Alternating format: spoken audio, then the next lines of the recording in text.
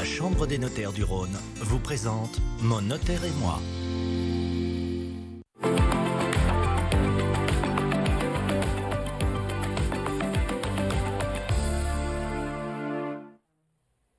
Bonjour à tous, c'est Jean et bienvenue dans ce nouveau numéro de Mon notaire et moi. Vous le savez, c'est votre rendez-vous privilégié avec la Chambre des notaires du Rhône. Aujourd'hui, j'ai le plaisir d'accueillir Maître Géraldine Gioia, membre de la Chambre des notaires du Rhône, qui est ici pour nous présenter la nouvelle loi de finances 2023. Alors bonjour Maître. Bonjour Jean. Que trouve-t-on dans une loi de finances? On va commencer par la base. Oui, alors une loi de finances, c'est une loi qui est déjà très attendue par les professionnels du droit et du chiffre, puisqu'elle comporte toutes les nouveautés fiscales à venir. Donc il y a un projet de loi de finances qui est proposé par les membres du gouvernement, notamment le ministre du Budget, sur la fin de l'année. Ensuite, elle fait la navette, ce projet fait la navette entre l'Assemblée nationale et le Parlement. Et ça aboutit ensuite à un vote définitif qui nous donne la loi de finances pour l'année à venir, donc la loi 2023. Super. Justement, pour illustrer vos propos, on a eu la chance de réaliser un reportage lors de la conférence de presse que vous avez tenue sur le sujet. Jeudi 19 janvier, l'Ordre des experts comptables Auvergne-Rhône-Alpes recevait dans ses locaux pas moins de 200 experts comptables, notaires et avocats à l'occasion de la présentation interprofessionnelle de la loi de finances 2023. L'occasion pour les trois professions réglementées de se retrouver enfin en présentiel après plusieurs éditions marquées par la crise sanitaire. Un grand plaisir toujours de communiquer avec les avocats et les experts comptables pour le conseil donné et la pertinence du conseil donné à nos clients et particulièrement nos clients chefs d'entreprise. Donc c'est toujours bon de pouvoir discuter ensemble. Côté annonce, les changements de cette loi de finances 2023 sont à la marge pour les notaires. On n'a pas de bouleversement en matière de plus-value immobilière, on n'a pas de bouleversement en termes de fiscalité sur la transmission de patrimoine, sur les donations, sur les successions.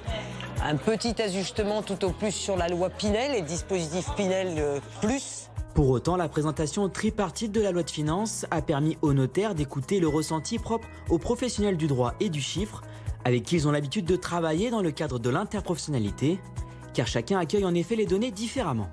Ce qu'il faut retenir pour moi, deux choses. Au niveau de l'impôt sur le revenu, c'est-à-dire des particuliers, l'augmentation des tranches marginales d'imposition pour tenir compte de l'inflation. Donc là, c'est quand même une bonne nouvelle. Et puis une deuxième bonne nouvelle au niveau de l'impôt société pour les entreprises, c'est le taux de 15% qui est quand même un taux réduit, qui monte au niveau du plafond, c'est-à-dire de l'assiette fiscale, qui est un petit peu augmenté. Pour nous, c'est toujours intéressant puisqu'on peut au mieux conseiller nos clients, c'est-à-dire les orienter en disant attendez, j'ai entendu parler d'une nouvelle disposition que votre expert comptable va pouvoir vous étayer, votre avocat. L'année prochaine, ce sera au tour de la Chambre des notaires du Rhône ou du barreau de Lyon d'accueillir l'édition 2024. Alors comme nous avons pu le voir dans le reportage, la nouvelle loi de finances aborde de nombreux sujets, mais nous allons nous concentrer sur quelques-uns. Et notamment, Maître, il y a une actualisation du barème de l'impôt sur le revenu. Oui, tout à fait. Donc le barème de l'impôt sur le revenu, il est actualisé chaque année, mais cette année, une particularité, c'est une actualisation qui est assez importante. On a une augmentation de plus 0,4% pour tenir compte du fait de la forte inflation qu'on subit depuis 2022. Donc globalement, les gens vont payer un petit peu moins ou un petit peu plus d'impôts? Un petit peu moins puisque les tranches augmentent. En fait. Les tranches montent, voilà. D'accord. On reste sur un impôt progressif malgré tout. Oui, tout à fait. Ouais, bon. tout à fait. Alors il y a aussi un deuxième sujet qui est un peu raccord à ça, c'est la revalorisation du plafond pour garde d'enfants. Voilà, ça c'est une bonne nouvelle pour les parents puisque le barème augmente, il est porté, alors le barème, le plafond des dépenses est porté à 3 500 € contre 2 300 € auparavant. Alors attention, une précision, ce sont des dépenses qui valent pour garde d'enfants seulement à l'extérieur du domicile. C'est important de le préciser. Et inférieur à 6 ans, c'est ça? Voilà, exactement. Voilà. Jusqu'à 6 ans pour les enfants. Donc le crédit d'impôt est relevé à 1 750 € contre 1 150 € auparavant. Donc c'est plutôt une bonne nouvelle. Une bonne nouvelle. Il y a aussi un sujet important sur les résidences secondaires. Oui, résidence secondaire. Alors, il est vrai que le gouvernement l'avait annoncé. La taxe d'habitation sur les résidences principales a disparu depuis 2023. Seulement, c'est une taxe qui perdure pour les résidences secondaires. La mauvaise nouvelle, c'est que la loi de finances 2023, justement, va venir augmenter le zonage et le nombre de villes qui vont pouvoir augmenter la taxe d'habitation.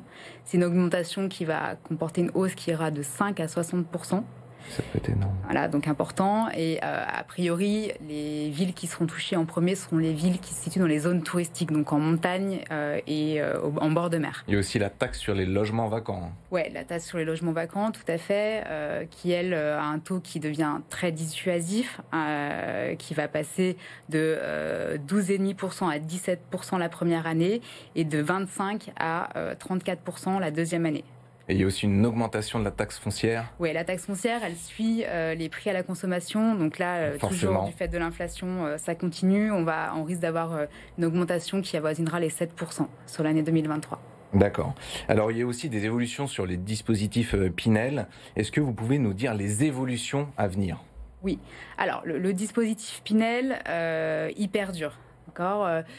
Seulement, le taux depuis le 1er janvier 2023 de la réduction d'impôt va être dégressif. Donc, il a déjà commencé à l'être sur 2023. Il le sera encore en 2024. Et la réduction d'impôt va se terminer au 31 décembre 2024. D'accord, donc il faut se préparer. Il faut se préparer. Alors, une petite subtilité, on va pouvoir bénéficier du taux antérieur de la réduction d'impôt, celui qui était applicable jusqu'au 31 décembre 2022, mais il y aura des critères supplémentaires liés au logement. Voilà. D'accord. On va devoir s'arrêter là, je suis désolé, mais on va pouvoir approfondir une prochaine fois.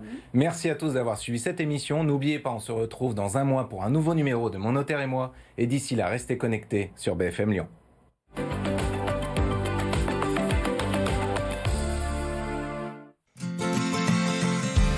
La Chambre des notaires du Rhône vous a présenté Mon Notaire et moi.